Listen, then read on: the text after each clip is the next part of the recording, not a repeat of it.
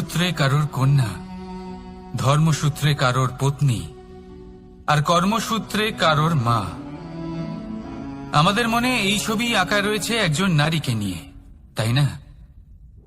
একটা অতুলনীয় ভূমিকা রয়েছে নারীদের আমাদের জীবনে, আর নারী ছাড়া আমরা কিছুই নই। কিন্তু অধিকার, সেখানে আমরা একটা ভুল করে বসি। যখন নারী একজন কন্যা থাকে, যখন সে জন্ম নেয়, তখন তার ওপর অধিকার থাকে তার পিতার। আর তারপর যখন বিয়ে হয়ে যায়, তখন তার অস্তিত্বের উপর অধিকার থাকে তার স্বামীর। আর যখন তিনি মা হন, তখন নিজেই তিনি জীবনের সমস্ত অধিকার দিয়ে দেন তার সন্তানকে। কিন্তু আমরা কি কখনো এটা ভেবেছি এই জীবন হলো তার নিজের? যে নারী সবার কল্যাণ করছেন, তার জীবনের অধিকারও তার কাছেই থাকা উচিত, তাই না? তার নিজের জীবনের সিদ্ধান্ত সে নিজেই নিতে পারেন, নিজেই নিজের ভাগ্যের রচয়িতা হতে পারেন। আর এর জন্য আমাদের নিজেদের পাল্টাতে হবে, দৃষ্টিভঙ্গি পাল্টাতে হবে। কারণ এই ধারণা সেটা আজ বা কালকের ব্যাপার নয়, এটা ঘটে চলেছে বহু বছর ধরে, আর চলতেই থাকবে যদি আমরা এটা না বদলাই। আর এটা তখনই সম্ভব হবে যখন আমরা নিজেদের মধ্যে পরিবর্তন আনব। তাই আজকের পর থেকে, এই মুহূর্ত থেকে, কোনো নারীর ওপর অকারণ অধিকার স্থাপনের আগে সহস্রবার ভেবে দেখবেন। কারণ যখন নারী নিজের অধিকার কেড়ে নিতে বাধ্য হবেন, তখন শুধু এবং শুধুমাত্র বিনাশই ঘটবে। রাধা রাধা।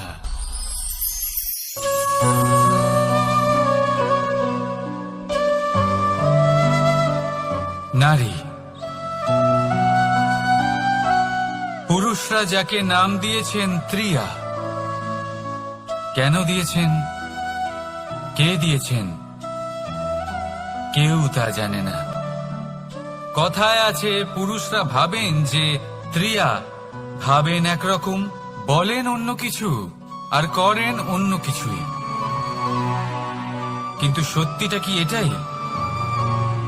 আসল সত্যি হলো এটাই যে ত্রিয়া হলো সেই চরিত্রহীন পুরুষ, আর কেউ নয়। সেই পুরুষ যারা নারীকে বলেন যে আপনি হলেন মা, আপনি হলেন দেবী, আপনি হলেন বোন। আর ভাবেন কি? ভাবেন যে এই নারী হলো আমাদের পায়ের ধুলো, আর কিচ্ছু নয়। আর কি করেন? ওনাদের মাথায়, ওনাদের খোপায় মালা পরিয়ে দিয়ে ভাবেন যে ওনারা হলেন তাদের পায়ের ধুলোর সমান। একজন নারীর সম্মান ভঙ্গ করেন, তাদের দাসী মনে করেন। ভুলবেন না, যত্র নারীয়াস্ত পূজ্যন্তে রমন্তে তত্র দেবতা। অর্থাৎ যেখানে নারীকে পুজো করা হয়, সেখানে ঈশ্বর বাস করেন। আর যেখানে নারীকে অপমান করা হয়, সেখানে ঈশ্বর এবং ভাগ্য এই দুই রুষ্ট হয়। মনে রাখবেন, যদি নারী কল্যাণকারী হতে পারেন, তাহলে নারী মহাচণ্ডী রূপও ধারণ করতে পারেন। যদি একজন নারী মাতা হয়ে জন্মদান করতে পারেন, তাহলে নারী মৃত্যু হয়ে বিনাশও করতে পারেন। যেখানে নারী অপমানিত হবেন, সেখানে মহান ভারতও মহাভারতের পথে অগ্রসর হতে পারে। তাই মনে রাখবেন, নারীর অপমান যেন কখনোই না ঘটে। আর যদি কোথাও নারীর অপমান হয়, তার অর্থ হলো আপনার বিনাশ আপনার দিকেই আসছে। আর এটা হলো তার প্রথম পদক্ষেপের প্রথম পদধ্বনি। রাধা রাধা। যদি সন্তান কোনো দুষ্কর্ম করে, তাহলে সেই অপরাধ শুধু কি সেই সন্তানের? না, যদি সন্তান দুষ্কর্ম করে, তাহলে অপরাধী তার মাতা পিতাও, যারা পুত্রমোহর কারণে সেই অনুচিত কাজে তাকে বাধা দেননি। অপরাধী হলেন তার পিতামহ, যিনি নিজের কর্তব্যবোধের কারণে নিজের পরিবারের যত্ন নেননি, যিনি সন্তানকে কখনো শাস্তি দেননি। অপরাধী হলেন তার সেই গুরুও, যিনি নিজের শিষ্যের সেই দুষ্কর্ম দেখেও তাকে প্রতিহত করতে পারেননি। একজন হবু রাজার কর্তব্য হলো নিজের প্রজার কাছে সে যেন এক উদাহরণ প্রস্তুত করতে পারে। কিন্তু যদি এত অনুচিত উদাহরণ প্রস্তুত হয়ে থাকে, তাহলে মা বাবার, বাড়ির বয়োজ্যেষ্ঠদের কর্তব্য হলো ওনারা যেন সেটা সেখানেই থামায়, হয় ভালোবেসে, নয়তো শাস্তি দিয়ে। যদি না থামানো হয়, তাহলে মহাভারত অবশ্যম্ভাবী। অনেক ব্যক্তির মনে একটা প্রশ্ন জাগে আমাকে আর রাধাকে নিয়ে। বলেন যে না আমি আর রাধা একসাথে থাকি, না আমাদের বিয়ে হয়েছে, আমি এখানে দ্বারকাতে ও ওখানে বর্ষণাতে, তাও এত ভালোবাসা কি করে? এ কেমন সম্পর্ক? আমি তাদের একটা সহজ কথা বলতে চাই। আপনি কখনো আয়নার দিকে দেখেছেন? নিজের দুই চোখের দিকে তাকিয়ে জিজ্ঞাসা করুন, এই দুই চোখ একসাথে কেন বন্ধ হয়, একসাথে কেন খোলে, একসাথে কেন ঘুমোয়, একসাথে কেন কাঁদে? আজীবন কোনো এক মানুষের সাথে সম্পর্ক রাখা অবশ্যই সম্ভব, তাদের সাথে দেখা না করে। আমার আর রাধার ভালোবাসাও কিছুটা এরকমই, আর কিছুটা এরকমই হয় ভালোবাসা দুই নয়নের মতো, যারা কখনোই মিলিত হবে না, কিন্তু চিরকালের জন্য একসাথে জুড়ে থাকবে। এই অনুভূতি নিঃস্বার্থ হয়, আর এই নিঃস্বার্থ ভালোবাসা আপনাকে আনন্দের পথে অগ্রসর করে। জীবনে সবসময় নিঃস্বার্থভাবে ভালোবাসুন, শুধুমাত্র আনন্দই পাবেন। তাহলে আসুন আমার সাথে নিঃস্বার্থভাবে ভালোবেসে বলুন, রাধা রাধা। মানুষ, কোন ব্যক্তির নির্মাণ হয় কিভাবে?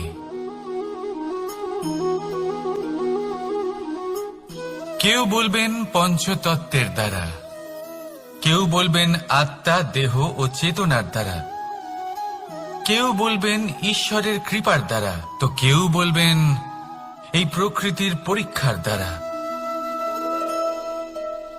না, মানুষের নির্মাণ হয়ে থাকে বিশ্বাস দ্বারা। ব্যক্তি তখনই গড়ে ওঠেন যখন ব্যক্তিত্ব থাকে, ঠিক কিনা? আর ব্যক্তিত্ব তখনই হবে আর সেরকমই হবে যেরকম বিশ্বাস আপনি নিজের উপরে রাখবেন। যদি আপনি মনে করেন আপনি বিষের ন্যায় হবেন, তাহলে আপনি বিষাক্তই হবেন। যদি আপনি এটা মনে করেন যে আপনি অমৃতের ন্যায় হবেন, তাহলে আপনি অমরই হয়ে যাবেন। যদি আপনি নিজের উপরে বিশ্বাস রাখেন যে আপনি সংসারের সব থেকে উঁচু পর্বতের শিখরে পৌঁছতে পারবেন, তাহলে আপনি অবশ্যই পৌঁছবেন। যদি আপনার এরকম মনে হয় যে আপনি এরকম কখনো করতে পারবেন না, তাহলে এরকম কখনোই হবে না। ভেবে দেখবেন, বিশ্বাসের মধ্যেই বিশ্ব বাস করে থাকে, তো আপনার অস্তিত্ব কেন করবে না? যেমন বিশ্বাস আপনি নিজের উপরে রাখবেন, তেমনই আপনি হয়ে উঠবেন। সেই জন্য নিজের উপরে বিশ্বাস রাখুন, আর হ্যাঁ, ভালোবেসে বলুন, রাধা রাধা। শত্রুতা, একজন মানুষ অন্য মানুষের সাথে শত্রুতা করে বসেন, দুজন ঘনিষ্ঠ বন্ধু। এমনও এক সময় আসতে পারে যখন এনারা একে অপরের শত্রু হয়ে ওঠেন। এর অনেকগুলো কারণ হতে পারে, কিন্তু মূল কারণ হল আলোচনা। আগে হ্যাঁ, আপনি যদি কারোর বিষয়ে আলোচনা করেন তাহলে সে আপনার শত্রু হয়ে যেতে পারে। এবার মনে একটা প্রশ্ন আসতে পারে যে এটা কিভাবে সম্ভব হতে পারে? আলোচনা, এটা তো অত্যন্ত জরুরি। যদি আমি নিজের বন্ধুর খারাপ কাজের বিষয়ে আলোচনাই না করি, তাহলে সে শুধরবে কি করে? এ কথা সত্যি যে আলোচনা আবশ্যক, কিন্তু তার থেকেও বেশি গুরুত্বপূর্ণ এবং আবশ্যক হলো আপনার এই সিদ্ধান্ত। সিদ্ধান্ত এটাই যে আপনার এই আলোচনা কোন স্থানে করবেন। যদি এটা সবার সামনে করবেন ভাবেন, তাহলে তা অপমানও হয়ে যেতে পারে। যদি এটা আলাদাভাবে করেন, তাহলে তা পরামর্শ হয়ে যায়। অপমান কেউ স্বীকার করতে পারেন না, কিন্তু পরামর্শ সকলের ভালো লাগে। তাহলে যদি আপন কারোর জন্য ভালো কিছু চান, কাউকে শুধরে দিতে চান, আর আপনার মনে হয় আলোচনা আবশ্যক, তাহলে সর্বপ্রথম সময়, পরিস্থিতি আর স্থানের কথা মনে রাখবেন। নয়তো এই আলোচনা আপনাকে খুব ভোগাতে পারে। তাহলে আসুন আমার সাথে ভালোবেসে বলুন, রাধা রাধা। আপনার জীবনেও কি সমস্যা রয়েছে? অবশ্যই থাকবে। প্রত্যেকের জীবনেই সমস্যা থাকে। প্রত্যেক মানুষ জিজ্ঞাসাও করেন যে এই সমস্যা আসলে কি আর কেন আসে এ জীবনে। আপনাকে একটা কথা বলে দিই যে সমস্যা আসলে সেটা নয় যা আপনার পথে বাধা সৃষ্টি করে, বরং সমস্যা হলো সেটাই যেটা আপনি তখন দেখতে পান যখন আপনার একাগ্রতা আপনার পথ থেকে, আপনার লক্ষ্য থেকে সরে যেতে থাকে। আর এই সমস্যাগুলি দূর করার জন্য, এর সমাধান করার জন্য একটাই পথ আছে। নিজের সমস্ত ভাবনা আরো একবার একাগ্র করুন নিজের পথের দিকে, নিজের লক্ষ্যের দিকে। আপনার সমস্ত ভাবনা যদি কেন্দ্রীভূত হয় নিজের লক্ষ্যে, তাহলে এই সমস্যা দূরে থাকবে। যদি এরকম না হয়, যদি আপনার মন একটু অন্যদিকে চলে যায়, তাহলে এই সমস্ত সমস্যা আবার সামনে চলে আসে আর বাড়তেও থাকে। দেখুন, যেখানে আপনার লক্ষ্য রয়েছে, বান যদি সেখানেই চালাতে হয়, তাহলে দৃষ্টি তো সেদিকেই রাখতে হবে। তবেই তো আপনি সেই লক্ষ্য ভেদ করতে পারবেন। সেই জন্য মনে রাখবেন, সর্বদা লক্ষ্য রাখবেন নিজের পথে, সেই পথেই সামনে এগোতে থাকুন নিজের লক্ষ্যের দিকে। আপনি যত সামনে এগোতে থাকবেন, এই সমস্যা তত পিছিয়ে যাবে। তাহলে আসুন আমার সাথে ভালোবেসে বলুন, রাধা রাধা। এই পাখিরা সত্যি খুব সুন্দর, আমার খুব ভালো লাগে। আপনি নিশ্চয়ই শুনে থাকবেন যে কিছু পাখির কাছে ডানা অবশ্যই থাকে, কিন্তু উড়তে পারে না। তারা চায় উঁচু আকাশে উড়ে বেড়াতে এবং মেঘেদের সাথে কথা বলতে, করতেই পারে না। এবার এই সংসারেও পাওয়া যায় ঘুড়িও। এদের মধ্যে না জীবন আছে, না প্রাণ আছে, আর না আছে ডানা, কিন্তু এরা আকাশের সাথে কথা বলে, হাওয়ার বেগের সাথে কথা বলে, আনন্দ করে, উৎফুল্ল হয়ে ওঠে। আকাশে জীবনের কিছু মুহূর্ত কাটায়। তার কারণ কি হতে পারে? কারণ হলো সুতো।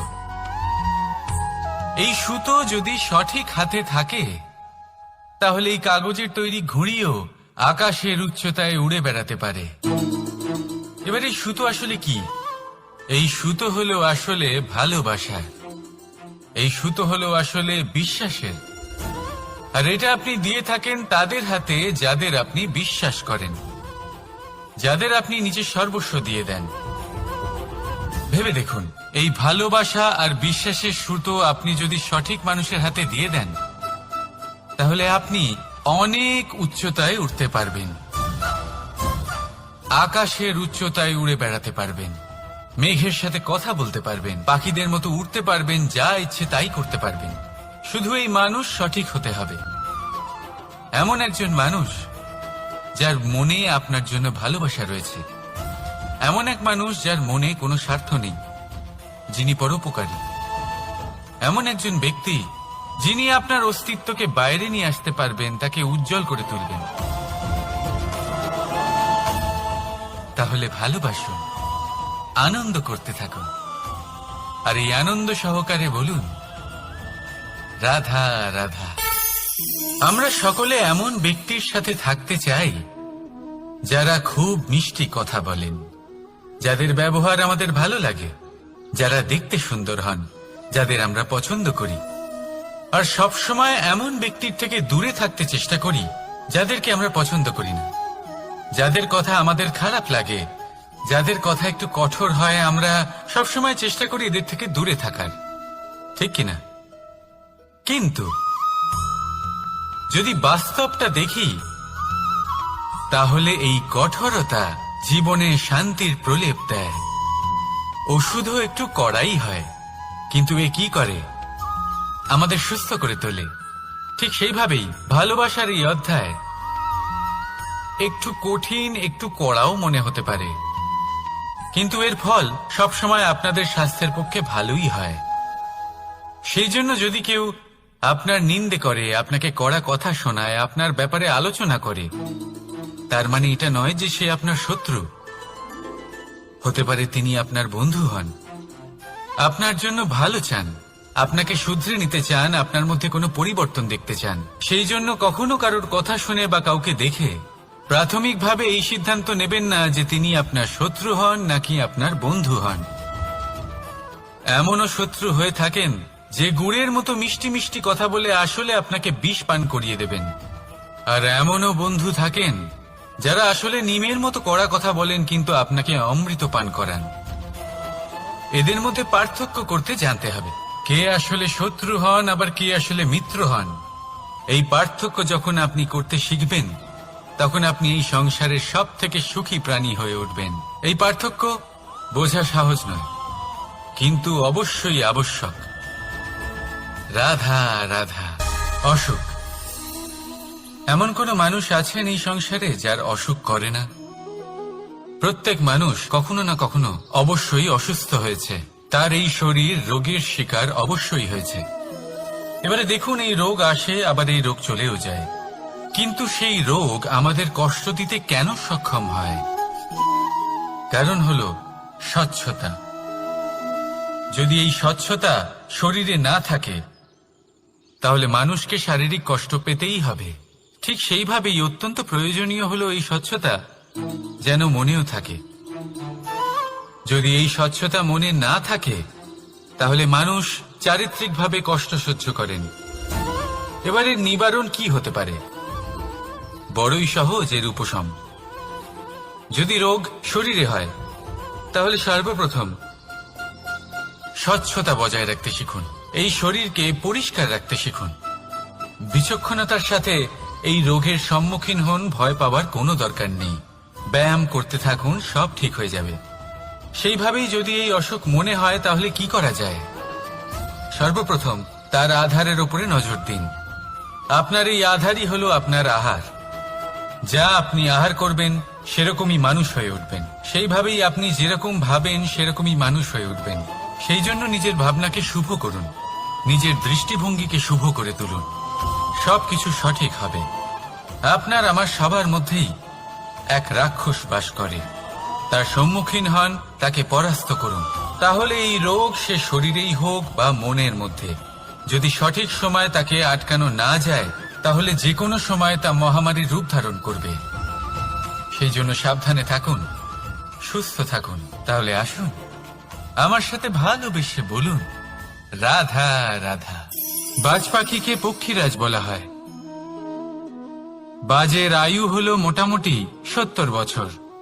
এবার 40 বছর হতে হতেই ওদের পালক লম্বা এবং ভঙ্গুর হয়ে যেতে থাকে, ঠোঁট বেঁকে যায়, ডানা ভারী হয়ে যায়, অর্থাৎ আগের মতো উড়তে পারে না, সেই শক্তি থাকে না। এবার সেই বাজ কি করবে? বাজ সব থেকে কঠিন নির্বাচন করে, নির্বাচন নিজের পুনর্স্থাপনার। সর্বপ্রথম একটা বিশাল পর্বতে যায়, একান্তে নিজের এক বাসস্থান তৈরি করে, আর তারপরে পাথরের সাথে নিজের ঠোঁট বারবার আঘাত করতে করতে সেই ঠোঁট ভেঙে ফেলে। তারপরে সে অপেক্ষা করে সেই ঠোঁট পুনর্নির্মাণ হওয়ার। তারপর সেটাই করে নিজের পালকের সাথে। তারপরে নিজের ডানা থেকে এক এক করে ভারী পালকগুলো ছিঁড়ে ফেলে দেয়। আর তারপর 150 দিনের এই যন্ত্রণা সহ্য করার পরে ও ফিরে পায় নিজের ওড়বার অনন্য ক্ষমতা, সেই শক্তি। আর তারপরে ও জীবনের পরবর্তী 30 বছর বাঁচে। কি বুঝলেন আপনি? যদি ইচ্ছে শক্তি থাকে তাহলে একজন দুর্বলও শক্তিশালী হতে পারে। আপনিও এটাই করুন। নিজের অতীতের যন্ত্রণার বোঝাগুলিকে ত্যাগ করুন আর কল্পনার খোলা আকাশে উন্মুক্ত হয়ে উড়ে বেড়ান।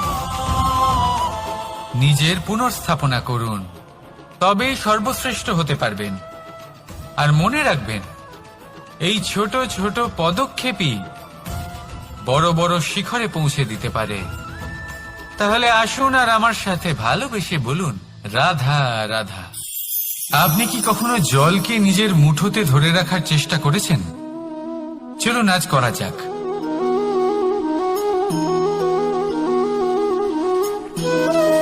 যদি আপনি নিজের মুঠো জোরে বন্ধ করেন, জল ধরে রাখতে পারবেন না। যদি আপনি তাকে এমনি বইতে দেন, তাহলে ও নিজের পথ নিজেই করে নেবে আর আপনার হাতেও থেকে যাবে। আমাদের জীবনও হলো কিছুটা এরকম, জলের মতো। নিজের পথ নিজেই করে নেয় এই জীবন। প্রত্যেক সমস্যার সমাধান নিজেই করে নেয় এই জীবন। তাই জীবনে যখন কোনো পরিস্থিতি আমাদের প্রতিকূল হয়ে থাকে, কিছুই হয়তো আমরা বুঝতে পারছি না, কিছুই যখন বসে থাকে না, তখন আমরা হতাশ হয়ে পড়ি, নিরাশ হয়ে পড়ি। আর এটাই করা উচিত নয়। শান্ত মনে দেখতে হবে যে এই জীবনে আসলে কি ঘটে চলেছে। কষ্ট সবাই ভোগ করেন। কষ্ট পেলে কেউ রেগে যান, রেগে গিয়ে পরাক্রম দেখান। এটাই তো করা উচিত নয়। শান্ত মনে সেটাই করতে হবে যা জীবন আমাদের শেখাতে চাইছে। জীবন আমাদের সব শিখিয়ে দেবে, শুধু মনে রাখবেন কখন প্রয়াস করতে হবে আর কখন আমাদের প্রতীক্ষা করতে হবে, সেটা আগে আপনাকে বুঝতে হবে। তাহলে আসুন আমার সাথে ভালোবেসে বলুন, রাধা রাধা। বল, শক্তি, পরাক্রম এই সংসারের বিকাশের মূল। কিন্তু কখনো ভেবেছেন যে প্রকৃতি আমাদের এই বল, শক্তি, পরাক্রম কেন দিয়েছেন? যাতে আমরা জীবনে কারোর উদ্ধার করতে পারি, কাউকে সাহায্য করতে পারি, কারোর জন্য ভালো কিছু করতে পারি, কোনো গরিব অসহায় মানুষের জন্য কিছু করতে পারি। এই বল, এই শক্তির সদ্ব্যবহার করতে পারি। কখনো দেখেছেন এমন মানুষ যার কাছে অসীম শক্তি আছে, কিন্তু তার সাথেই অসম্ভব অহংকারও রয়েছে, যিনি নিজেকে সর্বশ্রেষ্ঠ বলে মনে করেন, খারাপ কাজও করেন। আপনি দেখবেন প্রকৃতি এবং মানুষ তাকে ভাঙতে সর্বদা চেষ্টা করেন। মনে রাখবেন, যতই সুবিশাল পর্বত হোক না কেন, তা যদি পথে পড়ে, তাকে ভেঙে পথ প্রশস্ত করা হয়। যদি আপনার কাছে বল থাকে, শক্তি থাকে, পরাক্রম থাকে, তাহলে তার সদ্ব্যবহার করুন, কাউকে সাহায্য করুন, কাউকে রক্ষা করুন। যদি আপনি আপনার শক্তির দুর্ব্যবহার করেন, তাহলে মনে রাখবেন আপনি নিজের বিনাশ নিজেই আমন্ত্রণ করছেন। এবার বল অর্জন করার পরে, শক্তি অর্জন করার পরে, আপনি নিজেকে বিনাশ করতে চান নাকি এই সংসারের উদ্ধার করতে চান? সিদ্ধান্ত আপনার। রাধা রাধা। মানুষ আর ধন, এই দুইয়ের মধ্যে সম্পর্ক খুব ঘনিষ্ঠ। ধন হলো সেই শক্তি যার ব্যবহার মানুষ করে থাকে সাংসারিক বস্তু ক্রয় করার জন্য, নিজের জীবন যাপন করার জন্য। আর মানুষ হলো সেই শক্তি যারা ধনকে গুরুত্বপূর্ণ করে তোলেন। এবার একটা কথা বলি, ব্যবহার করা উচিত ধনকে আর ভালোবাসা উচিত মানুষকে। এটা বেশিরভাগ মানুষই বোঝেন না। মানুষ এখানেই সব থেকে বড় ভুল করে বসেন। তারা ভালোবাসেন ধনকে আর ব্যবহার করেন মানুষকে। এ হলো অনুচিত। দেখুন, আপনি একটা সূচের দ্বারা যুদ্ধ করতে পারবেন না, আর কোনো তলোয়ার দ্বারা বস্ত্র সেলাই করতে পারবেন না, তাই না? কোনটা কিসের জন্য হয় সেটা বোঝা অত্যন্ত জরুরি। আপনিও সঠিক দিকে অগ্রসর হন। মানুষকে ভালোবাসুন আর ধনকে ব্যবহার করুন। যদি আপনি মানুষকে ব্যবহার করেন, তাহলে আপনি ভালোবেসে ফেলবেন ধনকে। আর এই ভালোবাসা ধীরে ধীরে পরিণত হবে লোভে, আর ধীরে ধীরে এটা আপনাকে বিনাশ করে দেবে। তাহলে সমস্ত মানুষকে ভালোবাসুন আর এইভাবে ভালোবেসে বলুন, রাধা রাধা। সাফল্য কে না চান? সাফল্য লাভ করার, শিখরে পৌঁছানোর আলাদাই একটা আনন্দ রয়েছে। আর আপনজনদেরও কে না চান? প্রত্যেক মানুষ চান যেন জীবনে তার কোনো আপনজন থাকে, যারা সবসময় তাদের সাথে থাকবে। কারণ আপনজনের সাথেই তো সাফল্যের আনন্দ সব থেকে বেশি পাওয়া যায়। কিন্তু আসলে কি হয়, অনেক সময় সাফল্যের খোঁজে সেই পথে চলতে চলতে আমরা আপনদের থেকে দূরে চলে যাই। না চাইতেও দূরে চলে যেতে হয়, ওনাদের সাথে সময় কাটাতে পারি না। আর আমরা ভুলে যাই যে সাফল্যের আসল আনন্দ আপনজনদের সাথেই পাওয়া যায়। সফল হওয়ার পরে আপনদের সাথে দেখা হলে তাদের চোখে আমাদের জন্য যে আবেগ থাকে, যে সম্মান, যে প্রেম থাকে, সেটাই হলো আসল পুরস্কার। আমরা সেই কথা ভুলে যাই এবং একা হয়ে পড়ি। বেশিরভাগ সময় এটাই হয়। বেশিরভাগ সময় সফল মানুষগুলি একা হয়ে যান। এবার আপনি কি চান? আপনি অসফল হয়ে দিনগুলি একাকিত্বে কাটাতে চান, নাকি সফল হয়ে আপনজনদের সাথে আনন্দে থাকতে চান? সেই সিদ্ধান্ত আপনার। সাফল্যের পেছনে ছুটুন, নিজেকে উজাড় করে দিন, কিন্তু আপনজনদের সঙ্গ ত্যাগ করবেন না। সেই আপনজন যারা আপনার সাফল্যের জন্য দায়ী, সেই আপনজন যিনি আপনার সাফল্যে আনন্দ পান, সুখ লাভ করেন, তাদের কখনো ত্যাগ করবেন না। আসুন আমার সাথে ভালোবেসে বলুন, রাধা রাধা। ভগবান আর ভক্ত যখন এক আকার হয়ে যায়, যখন ভক্ত তার ভগবানের প্রতি এবং নিজের জীবনের উদ্দেশ্যের প্রতি সম্পূর্ণরূপে সমর্পিত হয়, তখন জন্ম নেয় ভক্তি। এই সংসারের সমস্ত আশা হয়তো আপনার সঙ্গ ত্যাগ করে দিতে পারে, তখনও ভক্তি সাথে থাকবে। ভক্ত আর ভগবান যখন এক আকার হয়ে যায়, তাদের মধ্যে কোনো পার্থক্য থাকে না। তারা এক হয়ে যায়, এক ব্যক্তিত্ব, এক অস্তিত্ব। সেই জন্য কখনো জীবনে যে কোনো রূপেই, যে কোনো প্রকারেই, যে কোনো ঈশ্বরকে মান্য করুন। মনের মধ্যে শ্রদ্ধা ভাব জাগ্রত করুন, মনে ভক্তি ভাব জাগ্রত করুন। এই সমগ্র সংসারে সব কিছু আপনাকে ছেড়ে চলে গেলেও তখনও এই ভক্তি শুধুমাত্র আপনার উত্থান ঘটাবে। তাই মনে ভক্তি জাগ্রত করুন আর আমার সাথে ভালোবেসে বলুন, রাধা রাধা। শব্দই হলো শূন্য, শব্দই হলো আরম্ভ, শব্দই হলো অন্ত, শব্দই হলো অমর, শব্দই হলো ব্রহ্ম। এই শব্দ হলো অত্যন্ত বিশেষ। কেউ কাঁদলে তাকে হাসিয়ে তোলে, কেউ হাসলে তাকে কাঁদিয়ে দেয়। কারোর মনে উদ্দীপনা জাগিয়ে তুলতে পারে, আবার কারোর মনে কাঁটা হয়ে বিঁধে থাকতে পারে। একটা অত্যন্ত গুরুত্বপূর্ণ কথা, যা বোঝা অত্যন্ত আবশ্যক। আপনার মন, আপনার হৃদয় যতই শুদ্ধ হোক না কেন, যতই পবিত্র হোক না কেন, আপনার দৃষ্টিভঙ্গি যতই স্পষ্ট হোক না কেন, যদি আপনার কথা পবিত্র না হয়, যদি আপনার শব্দ শুদ্ধ না হয়, তাহলে তা আপনাকে আপনার কর্মফল ভোগ করতে বাধ্য করবেই। একটা সহজ উদাহরণ দিই। আপনার জীবনে এমন কেউ অবশ্যই থাকবেন যাকে আপনি পছন্দ করেন না, যিনি হয়তো অধর্মী মানুষ, যিনি হয়তো দুর্বুদ্ধি সম্পন্ন মানুষ, কিন্তু তার জন্য অপশব্দ প্রয়োগ করলে তার মধ্যে কোনো পরিবর্তন আসবে না, তার মানসিকতা বদলাবে না, শুধু মনে প্রতিশোধ স্পৃহা জেগে উঠবে, মনে হিংসা জাগবে, আর কিচ্ছু নয়। সেই জন্য নিজের শব্দকে নিয়ন্ত্রণ করুন, নিজের কথা সংযত করুন। শ্রেষ্ঠ থেকে শ্রেষ্ঠতর মানুষকেও সাবধানী হতে হয়, কারণ যদি এই শব্দের প্রয়োগ সঠিক না হয়, তাহলে আজীবন মানুষকে নির্বাক হয়ে থাকতে হতে পারে। তাহলে নিজের শব্দ নিয়ন্ত্রিত রাখুন, নিজের কথাকে শুভ করুন, এতে প্রেমবোধ জাগিয়ে তুলুন, আর সেই প্রেমবোধ নিয়েই বলুন, রাধা রাধা। বরদান এবং অভিশাপ, এই দুই হলো একই মুদ্রার দুটি পিঠ। এই বরদান আমরা অনেক কারণে পেতে পারি। কখনো নিজের পরিশ্রমের কারণে, কখনো নিজের তপস্যার কারণে, কখনো আমাদের পূর্বপুরুষদের কর্ম ও তপস্যার কারণে। কিন্তু এই বরদান কতক্ষণ বরদান থাকবে তা আমরা নিশ্চিত করতে পারি না। তা সুনিশ্চিত করে শুধুমাত্র আমাদের কর্ম।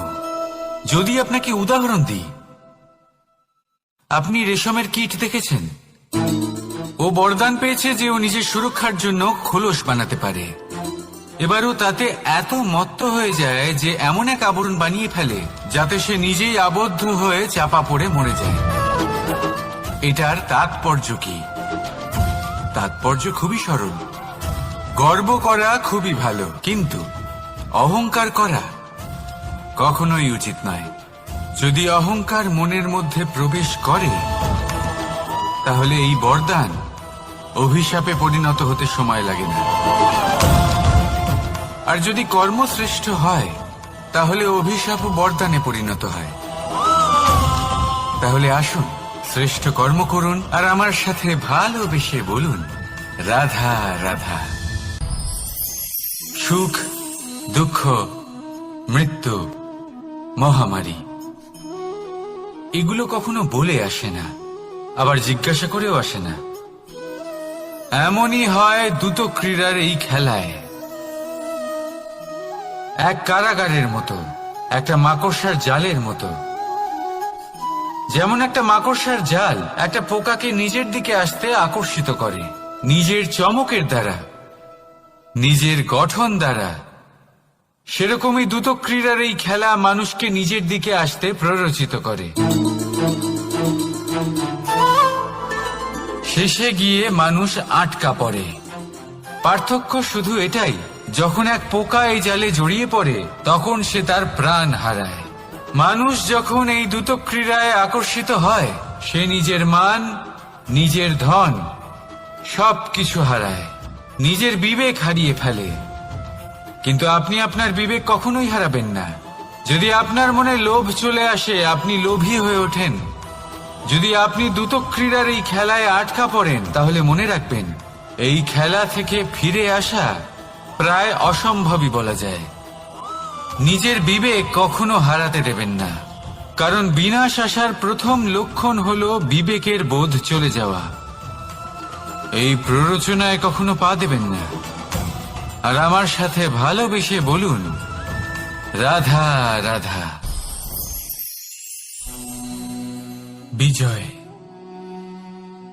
বিজয় লাভের জন্য মানুষ কি না করে থাকে। যে কোনো সম্ভাব্য প্রচেষ্টা করে, কিন্তু নিজের বিজয় লাভের জন্য বাজিতে যা ইচ্ছে তাই রেখে দেওয়া কি উচিত কাজ? কখনোই নয়। নিজের হারানো সম্মান, নিজের হারানো সম্পত্তি, নিজের হারানো অধিকার ফিরে পাওয়ার শুধু একটাই পথ রয়েছে, আর তা হলো পুরুষার্থ, দ্রুত ক্রীড়া নয়। যে মানুষ নিজেই হেরে গেছে, নিজেই নিজের জয়লাভ করার জন্য অন্য কাউকে কিভাবে বাজিতে রাখতে পারে? এ হলো সম্পূর্ণরূপে অনুচিত। অনেক সময় অনেক ধন লাভ করার জন্য, অনেক সম্পত্তি লাভ করার জন্য আমরা নিজের আসল ধন, আমাদের আপনজন, তাদেরকে হারিয়ে ফেলতেও প্রস্তুত হয়ে যাই। এটা একেবারেই উচিত নয়। যত বড়ই সংকট আসুক না কেন আমাদের আপনজনদের আমাদের সাথেই রাখা উচিত। নিজের বিজয়ের জন্য ওনাদের বাজি রাখা ঠিক নয়। এই ভুল কেউ একজন করেছেন, আপনি তা ভুলেও করবেন না। রাধা রাধা। নারী জন্মসূত্রে কারোর কন্যা, ধর্মসূত্রে কারোর পত্নী, আর কর্মসূত্রে কারোর মা। আমাদের মনে এই ছবি আঁকা রয়েছে একজন নারীকে নিয়ে, তাই না? একটা অতুলনীয় ভূমিকা রয়েছে নারীদের আমাদের জীবনে, আর নারী ছাড়া আমরা কিছুই নই। কিন্তু অধিকার, সেখানে আমরা একটা ভুল করে বসি। যখন নারী একজন কন্যা থাকে, যখন সে জন্ম নেয়, তখন তার উপর অধিকার থাকে তার পিতার। আর তারপর যখন বিয়ে হয়ে যায় তখন তার অস্তিত্বের উপর অধিকার থাকে তার স্বামীর। আর যখন তিনি মা হন তখন নিজেই তিনি জীবনের সমস্ত অধিকার দিয়ে দেন তার সন্তানকে। কিন্তু আমরা কি কখনো এটা ভেবেছি এই জীবন হলো তার নিজের? যে নারী সবার কল্যাণ করছেন তার জীবনের অধিকারও তার কাছেই থাকা উচিত, তাই না? তার নিজের জীবনের সিদ্ধান্ত সে নিজেই নিতে পারেন, নিজেই নিজের ভাগ্যের রচয়িতা হতে পারেন। আর এর জন্য আমাদের নিজেদের পাল্টাতে হবে, দৃষ্টিভঙ্গি পাল্টাতে হবে। কারণ এই ধারণা সেটা আজ বা কালকের ব্যাপার নয়, এটা ঘটে চলেছে বহু বছর ধরে আর চলতেই থাকবে যদি আমরা এটা না বদলাই। আর এটা তখনই সম্ভব হবে যখন আমরা নিজেদের মধ্যে পরিবর্তন আনব। তাই আজকের পর থেকে, এই মুহূর্ত থেকে কোনো নারীর ওপর অকারণ অধিকার স্থাপনের আগে সহস্রবার ভেবে দেখবেন। কারণ যখন নারী নিজের অধিকার কেড়ে নিতে বাধ্য হবেন তখন শুধু এবং শুধুমাত্র বিনাশই ঘটবে। রাধা রাধা।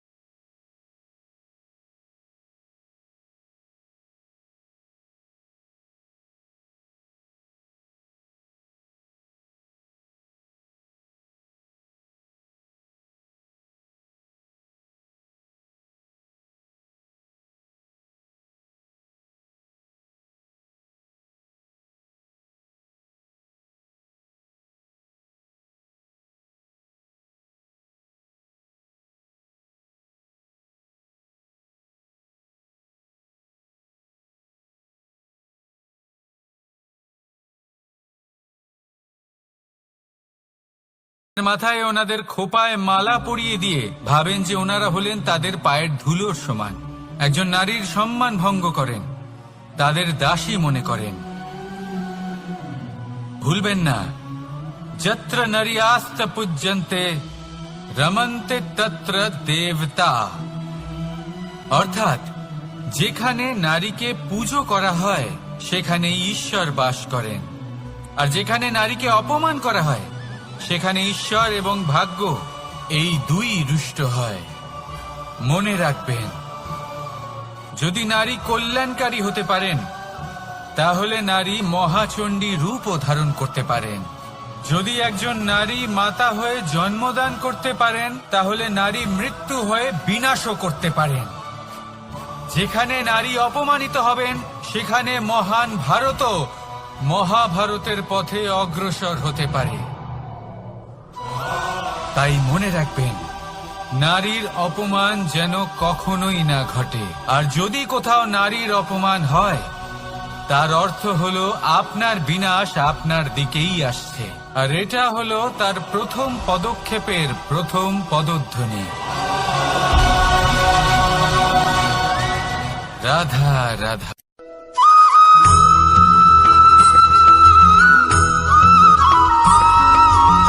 এই সংসারে সব থেকে বড় ব্যক্তি কে? আপনি বলবেন এ কেমন ধরনের প্রশ্ন, কিন্তু এটা হলো সব থেকে উচিত প্রশ্ন। কেউ এর উত্তর দেবে যে সেই মহাপ্রতাপী রাজা, তিনি হলেন সব থেকে বড় ব্যক্তি, সেই বড় রাজনীতিবিদ, তিনিই সব থেকে বড় ব্যক্তি।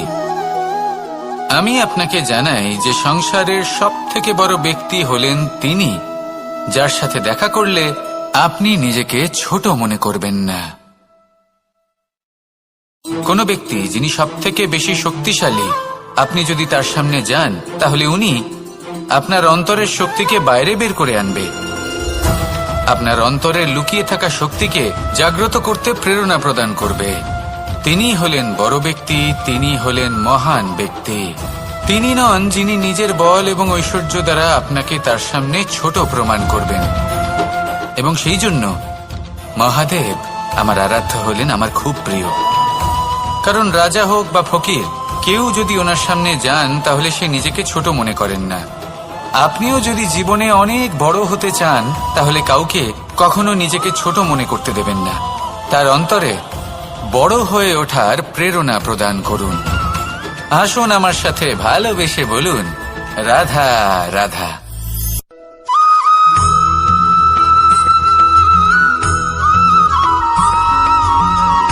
জীবন কিসের উপর নির্ভরশীল? ধনের ওপর?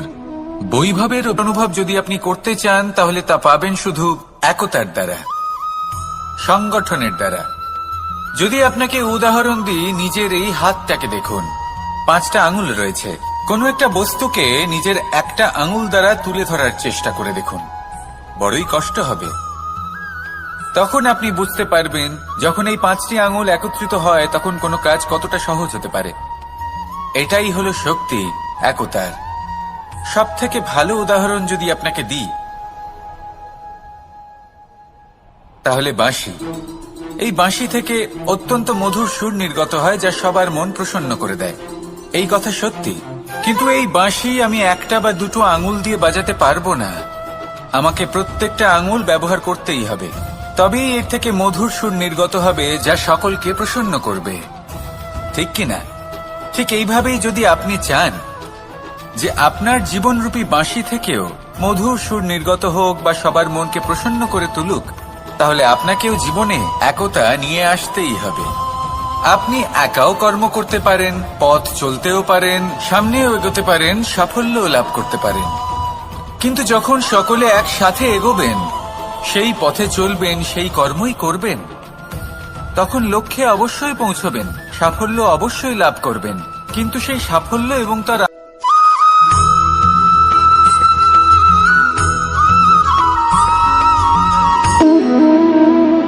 সম্পর্ক হলো আমাদের জীবনের একটি আধার। কিছু সম্পর্ক এমন যা আমরা জন্মসূত্রে লাভ করি, যেমন পরিবার, মা, বাবা। কিছু সম্পর্ক আছে যা আমরা জীবনে অর্জন করে থাকি, তা সে প্রেমের হোক, স্নেহের হোক বা বন্ধুত্বের। এই সকল সম্পর্ক লাভ করার বা গড়ে তোলার 5টি ধাপ রয়েছে। প্রথম ধাপ, কোনো ব্যক্তির সাথে আলাপ হওয়া, তার সাথে কথা বলা বা তাকে দেখা। দ্বিতীয় ধাপ, সে ব্যক্তিকে আমাদের ভালো লাগা। তৃতীয় ধাপ, আমাদের এটা চাইতে শুরু করা যে জীবনে এই ব্যক্তি যেন আমাদের বন্ধু হন, আমাদের জীবনে থাকেন, বা আমাদের কাউকে ভালোবেসে ফেলা আর এটা আমাদের ভাবা বা চাওয়া যে সেই ব্যক্তি যেন আজীবন আমার সাথে থাকেন, আমার জীবনে আমার সাথী হয়ে। চতুর্থ ধাপ, লাভ করা। এবার এই ধাপটি অনেক মানুষের পক্ষেই খুবই সরল হয়, বড়ই সরলভাবে নিজেদের সঙ্গীকে লাভ করে থাকেন। কিছু মানুষের জন্য এই ধাপ অত্যন্ত কঠিন হয়ে থাকে। অনেক প্রতিকূল পরিস্থিতির উপর জয়লাভ করে তারা সঙ্গীকে লাভ করেন, কিন্তু লাভ অবশ্যই করেন। এরপরে আসে পঞ্চম, অন্তিম এবং সব থেকে গুরুত্বপূর্ণ ধাপ। সেটা হলো সেই সম্পর্ক পালন করা। এটা হলো এমন এক বিষয় যা প্রত্যেক মানুষের শেখা উচিত। যদি ব্যক্তি নিজের জীবনে সম্পর্ক রক্ষা করতে শিখে যান, তবে প্রত্যেক সম্পর্ক তার জীবনকে স্বর্গ করে তুলবে। আসুন আর আমার সাথে ভালোবেসে বলুন, রাধা রাধা।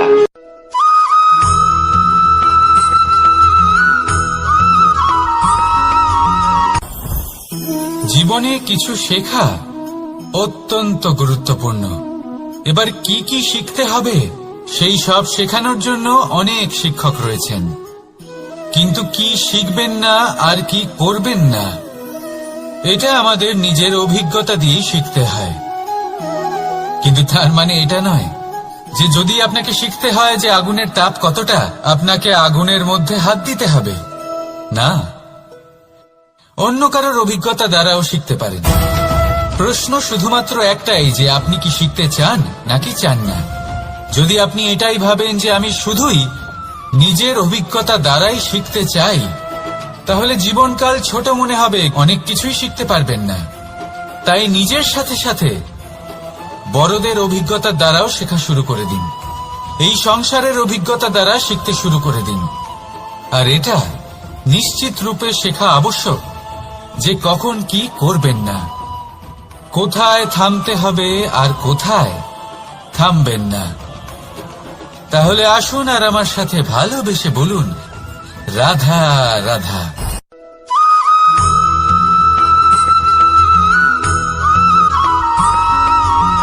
ভালো, শুধু ওনাদের কঠোর ব্যবহার দেখলে আমরা একটু ভয় পেয়ে যাই। এবার ওনাদের এই কঠোর ব্যবহার আমাদের ভালো না লাগলেও অত্যন্ত আবশ্যক, কারণ মাতার থেকে আমরা যে শক্তি লাভ করি তা যেন নিয়ন্ত্রণ হারিয়ে বিধ্বংসী না হয়ে ওঠে, আমরা যেন কোনো কুপথে না চলে যাই, আমরা কখনো যেন দোষ না করে ফেলি। শুধু সেই জন্য পিতা এবং গুরু একটু কঠোর হয়ে ওঠেন, এবং ওনাদের এই কঠোর আচরণ ভবিষ্যতে গিয়ে আমরা অবশ্যই বুঝতে পারি। জীবনে কিছু বছর আমরা এগিয়ে যাই আর তারপর আমরা বুঝতে পারি যে বাবা এবং গুরু আমাদের যথেষ্ট ভালোবাসতেন, কিন্তু ওনাদের ভালোবাসার বহিঃপ্রকাশ আলাদা। প্রয়োজনীয় হলো এটা দেখার, এটা বোঝার যে শুরু থেকে আমাদের প্রতি ওনাদের আচরণ কেমন ছিল। ওনাদের কঠোর হওয়ার পেছনে ওনাদের ভালোবাসাটা বোঝার চেষ্টা করুন, ওনাদের চিন্তাটা বোঝার চেষ্টা করুন, ওনাদের পথপ্রদর্শনের আড়ালে আপনার ভবিষ্যতের জন্য যে পরিকল্পনা ওনারা করেছেন সেটা বোঝার চেষ্টা করুন। তখন আপনারা বুঝতে পারবেন ওনাদের ভালোবাসাকে। আপনার মনের মধ্যে আপনা থেকেই ওনাদের প্রতি সম্মান জেগে উঠবে। নিজের পিতা এবং নিজের গুরু এই দুজনের প্রতি কৃতজ্ঞতা প্রকাশ করুন আর আমার সাথে ভালোবেসে বলুন, রাধা রাধা।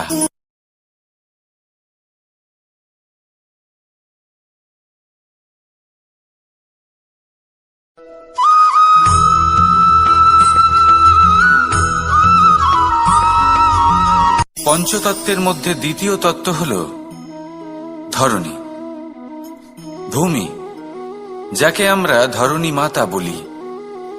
এই ধরণী ধৈর্য ধারণ করে আর এর ওপরেই আমাদের সমগ্র সংসার নির্ভরশীল, কারণ এই ভূমি সহ্য ক্ষমতা রাখে। এর সহ্য ক্ষমতা হল অপরিসীম। সন্তান যতই আঘাত প্রদান করুক না কেন প্রেম পূর্বক সহ্য করে আর তার বদলে অমূল্য রত্ন প্রদান করে। সন্তান যদি হাল চালায় তাহলে তার বদলে তাকে অন্ন প্রদান করে। এটাই হলো ধরণী। এবার এর থেকে আমরা কি শিক্ষা পেতে পারি? এটাই যে কারোর জন্য কিছু করা বা কাউকে কিছু দেওয়া মনে কোনো কামনা ছাড়াই। আর এই কথাটা বুঝে যান, যদি কারোর জন্য কামনা না রেখে বা কোনো পাওয়ার আশা না রেখে কারোর জন্য কিছু করেন বা কারোকে কিছু দেন, যদি এটা আপনি শিখতে পারেন তবে আপনি ভালোবাসতে শিখে গেছেন। আর সেই জন্যই এই ধরিত্রীকে মাতা বলা হয়, কারণ মাতা শুধু উনি নন যিনি গর্ভে সন্তানকে ধারণ করেন, মাতা তো উনিও যিনি জীবন বাঁচতে শেখান, যিনি জীবন বাঁচার উদাহরণ প্রদান করেন। তাহলে ধরণীর থেকে এই নিঃস্বার্থ ভাব শিখুন, নিঃস্বার্থ ভালোবাসা শিখুন, আর এই ভালোবাসার সাথেই বলুন, রাধা রাধা।